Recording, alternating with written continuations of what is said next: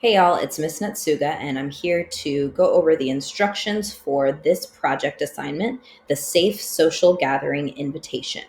First of all, notice it has the target, so it is a formative assessment, which means, and it says this down here, that it's part of the 50% of your final grade. So this is an important project assignment, all right?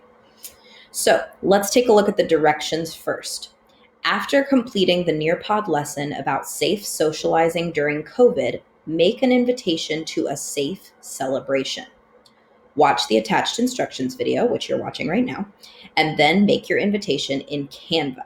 Don't forget to attach it to the assignment before turning it in. So the assignment is to plan an imaginary party gathering during COVID that is safe for everyone and create an invitation that tells your guests about the party and about how it's going to be safe. So these are the requirements, the steps for doing this invitation. And I'm going to show you this on my examples in just a second. Step 1, decide on the occasion. It can be a real event in your life or something you wish would happen. So you can make up what this party is for. Step 2, decide when and where. This includes whether it's virtual or in person. Step 3, decide on the party and safety details. If it's virtual, say what activities you'll do. If it's in person, say what safety precautions everyone should take. So you need to have at least 3 details about the party. And again, I'll show you this in my example in a second. Step 4, make the invitation in Canva. And just a reminder of the 6 criteria for safe socializing during COVID. So you learned about these in the Nearpod lesson. 1, virtual is safest. 2, 10 people or less if it's in person. 3, outdoors if possible, well ventilated if not. 4, socially distanced. 5, mask up. And 6, no sharing food and drinks. Okay, so these are the 6 things that we're keeping in mind while we plan this imaginary party and make an invitation for it. So let me show you my examples. I made 2 different examples, one for a virtual party and one for an in-person party. So here's the virtual example first. Step 1 was to come up with the occasion. So for my occasion, I'm using something that's kind of real. My sister-in-law, Margie, is pregnant and she's due in the spring. So I made up a baby shower invitation for her. Because it will probably still be, some safety stuff with COVID going on during that time. So I picked Margie's baby shower for my occasion. So that's step 1. Step 2 is to decide when and where. So for when, I just looked at my calendar and I picked out a Sunday in March, which is about when she's having her baby. And I decided that it'll be at 2 p.m. in the afternoon. So that's my when. Now for the where, this is a virtual gathering, so the where is just on Zoom. So I would send my guests a Zoom link or whatever. So the where is easy, it's on Zoom. You could also do, on Facebook or on FaceTime or Instagram Live or whatever you want to do. Then, like I said, I need 3 party details. So since this is virtual, my party details are going to be about activities that I would do at this party. So I just made up some Zoom activities that you could do, virtual activities. For example, you could play Kahoot at a Zoom party.